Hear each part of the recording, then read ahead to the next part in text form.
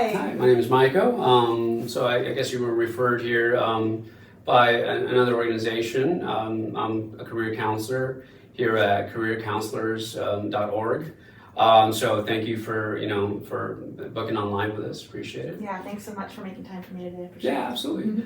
So real quick, right off the bat, I just want to let you know that for the sake of disclosure, yeah, I do have a visual impairment. So if I'm not making eye contact, please don't think I'm being rude. But the way my vision works is I have better peripheral vision than I do central. If I look at you directly, you're silhouetted. If I look at you from the side, I can at least see some sort of facial expressions and behaviors. And I see that you're nodding your head now, so it does help me. But just so that we're on the same page. Great. Excellent. Appreciate that. Yeah, and another thing is I am a mandated reporter, so are you familiar with mandated reporting? Not really. Okay, so what that means is that during our session, everything we say is confidential.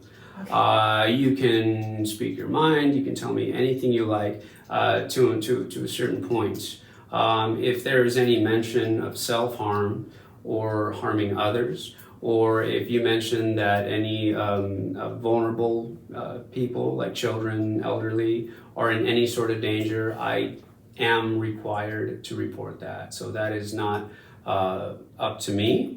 That is not my call. It is something that if I hear, I have to report, and that is in order to protect and make sure that there's no harm being done to other people and to yourself as well. Yeah. Is that okay? That's good to Is hear. that Thank you. understood? Yeah, Excellent. thanks for explaining that. Yeah, no problem. And then finally, this session is being recorded. I hope you don't mind. It's for training purposes only. Something that me and my supervisor are going to look at later. Is that okay? Yeah, it makes me a little nervous, but I think that's fine. Thank you for telling me. Oh, no worries, no worries. So let's get started. So what do you currently do for work, actually? So I am a marketing associate currently. Very nice. Yeah, it's a organization that helps students prepare for standardized testing. Okay. Yeah. And do you work in what academic world do you work in? Like colleges. Okay, so college age students. Yeah, college age students who are preparing to take like the LSAT, for example. Okay. So a standardized test. Sure. Yeah, it's okay. It's okay. Yeah, I was a marketing major in college. Mm-hmm. I guess I had like a little bit of non-direction in Mm-hmm. college, and marketing seemed like a smart path. Sure. And then this was the job I got when I got out of college. Times were tough. I graduated in 2007, and there weren't a whole lot of options available at that time. At that time, yeah. There was a lot going on in the world at that time. There was, yeah. So since 2007 and throughout college, you've been sort of enveloped in the marketing world. Yeah. And forgive me for maybe speaking out of turn here, but I understand the marketing world is pretty stressful. Is that right? Yeah, for me it is. It's I think the sales aspect of it for me is something that's stressful, and I don't like. That's not really been kind of how my mind works. I don't really care if people buy things, which is problematic in marketing. Yeah, especially in sales. Yeah, so I think kind of that pressure on meeting quotas and meeting sales goals, has not been fun for me. And what is it about that aspect of marketing, the sales? What is it that you just kind of don't relate to, or that you don't like? That's a good question. I think it sounds weird to say it this way, but it's like I don't care. Like I don't care if somebody buys something, and I don't feel like making a sales pitch. And I think it's because I don't feel like I'm really. I mean, I'm not doing selling anything that's awful or bad. It's a decent product, but I think that because it's not directly like making anybody's, it's not really. I guess in a way it's making people's lives better if they pass these tests, but it doesn't feel like there's enough of a connection to what I'm doing to improving somebody's life, and that really makes me not. I wake up in the morning and I just kind of feel like I have a tightness in my chest about it. Where's the disconnect? What do you mean? The disconnect with the helping, and you don't feel like it's really helping people. So because to me on the surface, and again, forgive me if I'm speaking that term, No, but it sounds like you're marketing and selling a product for students to be able to take a standardized test. So and for, just for my own sake, just to help me understand, how do those two things not relate? I can see what you're saying. Yeah. I think what's kind of gotten to me about this is I feel like it's making a divide between the haves and have-nots. Like these are not cheap prep classes. So there's folks that are able to take these tests or take these classes and do really well in the tests. And then there's some people that can't afford to take these tests. So where does that leave them? So I feel like it's, it's kind of an elitist product, I guess. And that's kind of giving me some doubts about, if it's the right thing. Does it challenge your values, your value system? Yeah, I think so. Yeah. I think so. I think everyone should be on equal footing going into something, especially graduate school. I think trying to sell something that's going to give some people an advantage over other people just doesn't sit right with me. Now you mentioned that because of the challenge to your value system, you're waking up with the tightness in your chest and not really looking forward to your day, I'm assuming. Exactly. So was there ever a time when you didn't feel that way in this field, whether it was in this career? Yeah, in this career, sure. One part of the job I like doing is I get to sometimes meet with like student groups or arrange, like for example, we've arranged for experts in the field, like for example, like an expert LSAT test taker to come in and do a free study session for a class of pre-law students. So they all have benefited, and that's been really beneficial. There's some kind of community networking that goes with the job that I really enjoy. I like meeting people. Sure. Being on a college campus is really fun. I love that environment. So work-wise, yes, those are things that have been more fulfilling for me and not that tight chest feeling. Right. So what I'm hearing is you like the sort of the more social, equitable, the free events, the workshops or seminars. I'm sorry if I missed the terminology you used. Yeah. But the presentations, the interactions with the students, and actually getting to meet with the people that you're helping versus sales. Exactly. Yes, right? I would say that's exactly right. Okay. Yeah. And have you considered or spoken with your leadership about maybe shifting to more towards your strengths or your values? I haven't, and I feel like that's kind of another source of anxiety for me, to be honest, is I don't feel like I have a very good relationship with my current manager, and it's probably because they can see that this sales stuff is not I'm not good at, but I don't feel like they're pushing me in a very in a different direction. It's more just like why isn't this what's happening? Why isn't this going well for you? But not from like a supportive standpoint necessarily, more of like a we need to kind of turn this around. So obviously that just adds to my stress. I don't know that there's much of a room where I am now for growth or movement in that direction, unless I was willing to like relocate across the country, something like that. So I am feeling a little bit stuck. Yeah, it sounds like that, and I mean, relocating across the country seems like a big move. Yeah, and unrealistic for me, I think. It's okay. Yeah. Okay. So without having to relocate you across the country, what would let's put it this way. So I was going to ask a question, but I'm going to rephrase it in a different way. Okay. If you were to wake up tomorrow and let's say a miracle that happened, and everything that you would consider to be an issue was no longer an issue.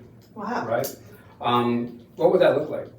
That's a big question. That's a big question, yeah, and I think I've been able to give this a little bit of thought in terms of kind of from a work perspective. I mean, other than just being able to,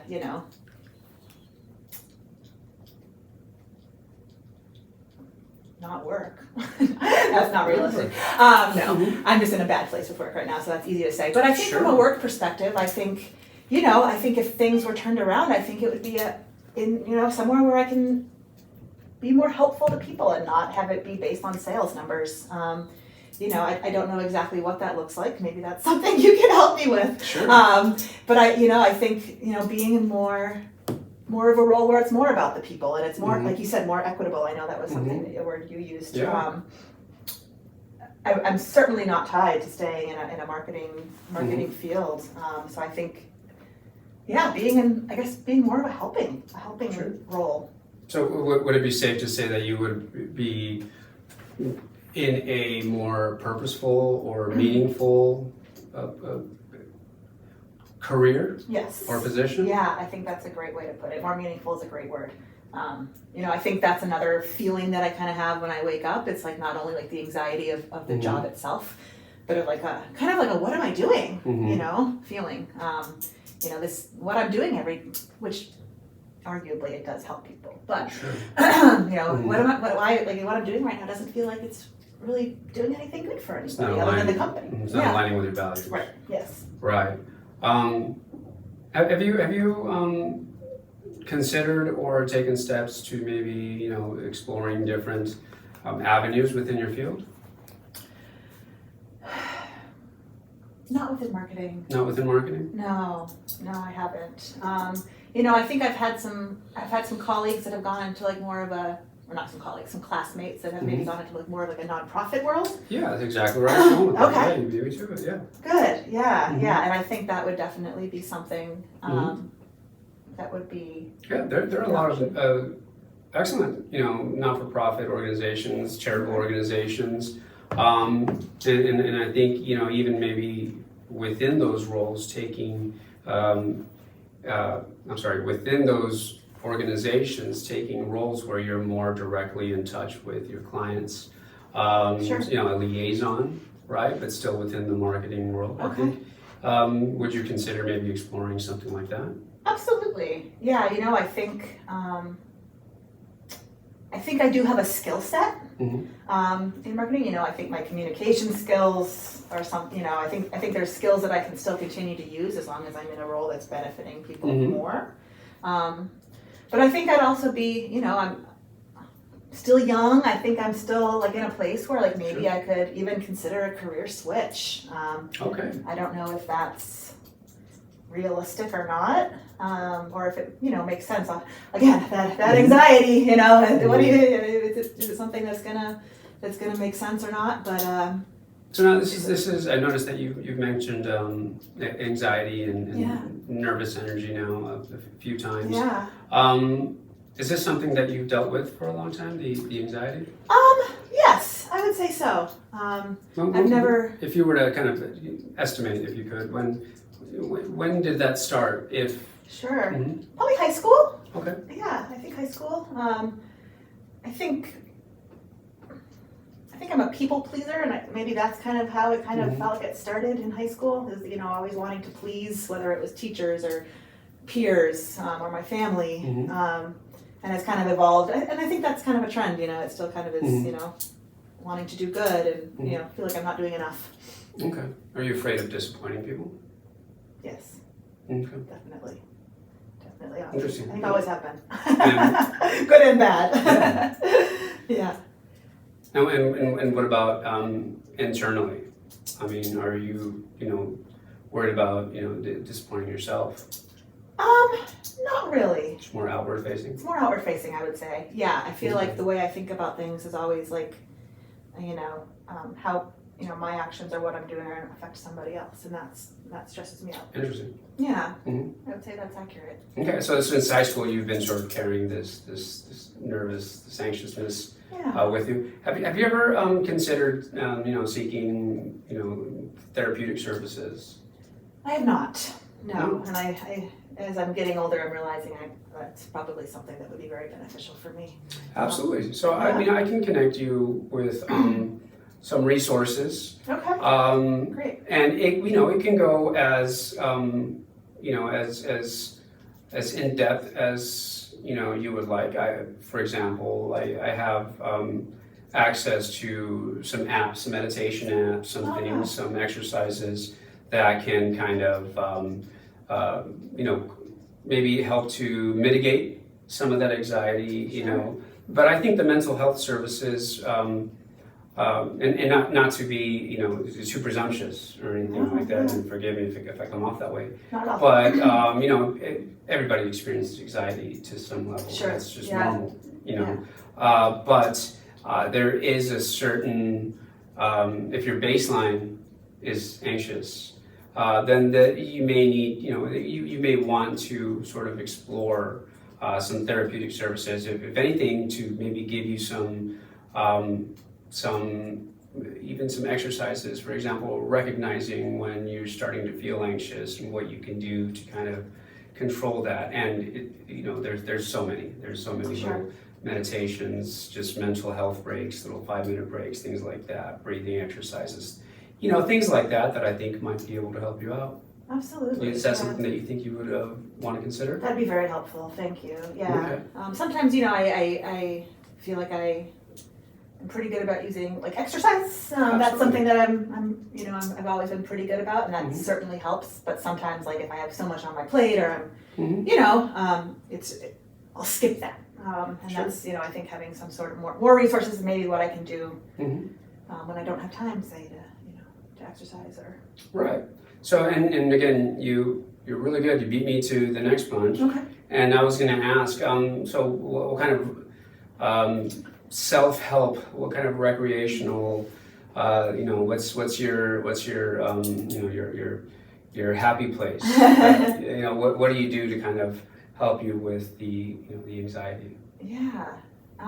Exercise. I think exercise. Okay. I recently got a couple years ago I got a dog. Nice. So that's I think more than anything else helpful. But that has forced me to take walks, That's good. which I really enjoy. I think that's been the best thing for me is getting out and just doing a long walk after work with my dog. Okay. And it brings me joy. Yeah. And especially because you can't not do that. The dog Exactly. has to go out though. Yep. So that's a great that's a great route to take. But you mentioned not being able to go to the gym sometimes because you have too much going on. Yeah. What do those days look like? What do you do then? Not much. Sometimes that and maybe it was like a rougher day, whether it was work wise or just stress wise, and I feel like on those days I do less healthy things like just just binge TV when I get home. I just kind of tune out and just watch TV or scroll through my phone, which the expression doom scrolling through your phone, but it's just nothing good comes of it. You're just looking at other people's lives and having more self-doubt. Yes. Seeing how everybody's lives are so much better than yours. Seems to be doing so much better than you. Yeah. All my apps are holistic. I stay away from those. Those are toxic. That's good advice. Yeah. I'm just kidding. I have all my things. Wow. But there is, and I kid about the toxicity of it. Everything is what you allow it to be, and I'm not going to sit here and tell you that, that people just put, their best days on social media and you're comparing that to your everyday. That's hack. I understand. People know that, but it is hard not to get lost in that when you're seeing everybody's, beautiful lives, beautiful pictures, and I can see that being an issue. But there's sort of an element of escapism to it as well, right? Absolutely. You binge watch, you turn your mind off, you go somewhere else, you want to move across the country. And again, paired with the anxiety and the nervousness, do you carry that into your work as well, do you feel? I think so. Yeah. I think it's probably maybe started to manifest in like not as good ways, like kind of shutting down a little bit more. Okay. Which is interesting. Maybe that's kind of tying into just I hate to say not caring, but that's kind of how I feel like it's Sure. manifesting a little bit, like, which is obviously not good. I think I don't know if I show the anxiety piece as much at work, but it might come across as more like, I'm angry or I don't care. I think that kind of is more how it like shows itself in the workplace lately. Okay. I don't mean to ever, I try to be respectful and everything, but sometimes I feel like I can be a little bit short with my boss. Sure. And I think that stems from what we've kind of talked about, just kind of feeling like lacking meaning a little bit, and making me feel really, really anxious about that. Has it gotten you in trouble at all at work, do you think? Not yet, not formally anyway.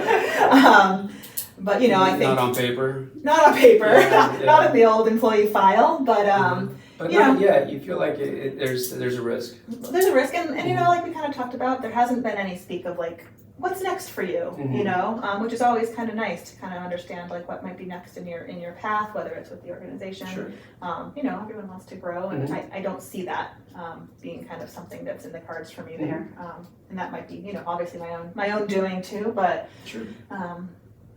And you mentioned classmates. Are you currently enrolled in school? Previous classmates. Previous classmates. That was good, in college, yeah. Gotcha. College. Oh yeah, so students that were in my marketing program. Oh, this was a bachelor's degree? A bachelor's degree. Okay, Yeah. okay. I was very successful Excellent. in college. You did well? I did well. Yep. That's good. A little bit of anxiety, but I felt like it was I do well in an academic environment. I always have. Okay. And what did you like about the academic environment? What do you think were your strengths in that world, in that realm? Yeah, I think I have really good like time management, and maybe it's the people pleasing thing. I like to do well for my teachers. I want I want them to be think I'm a strong student. If we're in a group project, it's really important to me that I'm pulling my own weight. Sometimes to the extent that I'm taking on a lot more than somebody else. I think I like the feeling, like the satisfaction that comes from doing well in school too. I think I thrive on like the satisfaction. The reward of doing well. The reward of doing well, yeah. Oh, interesting. Yeah, which doesn't really correlate with like helping others as much, but that's more intrinsic for sure. Sure. I get the feeling that you're very you have a strong sense of duty. Yeah. So you sort of identify as not disappointing people, but in a way you want to show up and you want to do your best, and you don't want to let your team down. Yes. Is what I'm hearing. I'm former military, so I understand that mindset as well. Yeah, that's a good way to put it. Yeah. So it's a duty. Okay, that's very interesting. So would you be willing to consider, if you had to return to school, to maybe even if it were to for certain certifications to sort of get you moving in the right direction, more towards the social, purposeful, meaningful aspect, would you consider returning, doing some academic studies, maybe getting certifications, licensures, things like that? It's a really exciting thought to me. Yes. Considering you did really well in that. Thank you. Yeah. It's a kind of a daunting idea. Given the responsibilities I have. What would that look like in terms of current work and transitioning and finances and all of those things? But I mean, when you said, what would an ideal world look like for you? If you woke up tomorrow, I think, gosh, being back in school would be really exciting. Yeah, I think you would. I don't want to keep you. I wouldn't want to keep you in school forever either.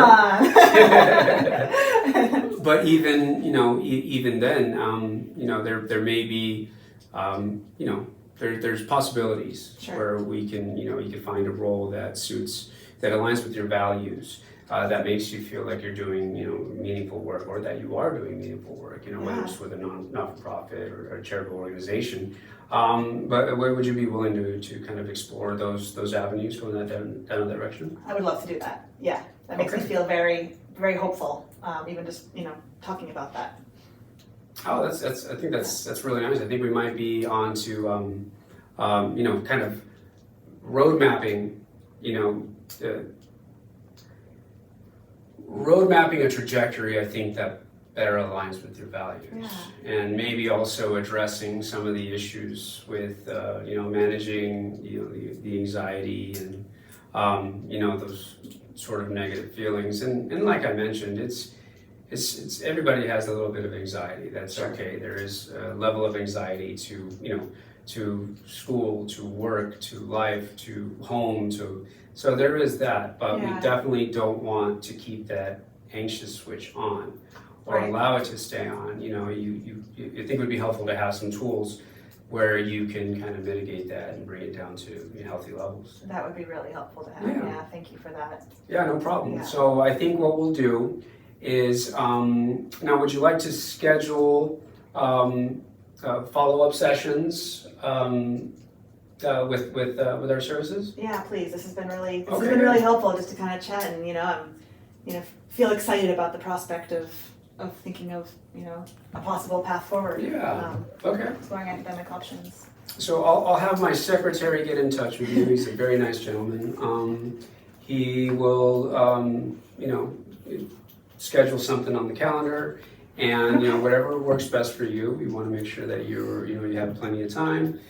We have remote options that we can offer as well. And then just to sort of recap, we discussed the challenges that you were facing with your current career, being the sort of I'll throw a term out there, a little bit rudderless, right, where you're not really going in any specific direction.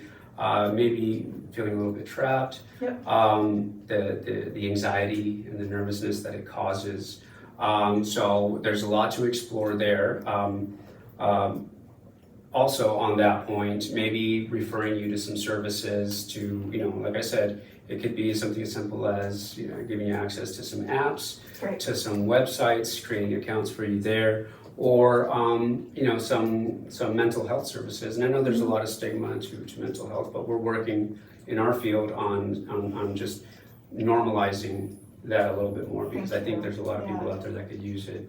And who doesn't need someone to talk to? Right? That's for sure. So we'll look at that, and then if you're comfortable with it, exploring maybe some possibilities of actually giving you a trajectory, and maybe discussing directions that we can kind of move you in that do align with your values a little bit more, right? And whether that's returning to school to do some training, certifications, whatever it is you need. You know more about your field than I do, so it would definitely be a collaboration. I don't assume that I have all the answers. Man. I know. I apologize. I'm sorry. But this is a team effort, and we meet in the middle on a lot of these things, and you let me know what you want to do, what you feel comfortable doing, and then I'll do my end of it and find the resources to get you up and running. And again, it depends on your comfort level. If you feel like you can go back to your work and discuss this with them, and they might have a solution for you, that's also okay. That's wonderful. It's whatever you feel comfortable with. Sure. And I think we can start at that point, and we'll be in touch. I think that sounds great. Yeah, thank you for those resources.